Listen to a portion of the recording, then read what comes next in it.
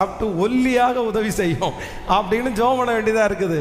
அப்போ நான் என்ன நம்புகிறேன் அப்படின்னா, அந்த காலம் வரும்போது, அந்த டைம் வரும்போது நான் நம்புகிறேன், தேவையான ஆகாரத்தை கொடுத்து, தேவையான பலத்தை கொடுத்து, எந்த காரியத்தை குறித்து நான் தாழ்வு அப்படின்னு நினைச்சேனோ அதை எனக்கு சரி பண்ணின தேவன் நல்லவராய் இருக்கிறார்.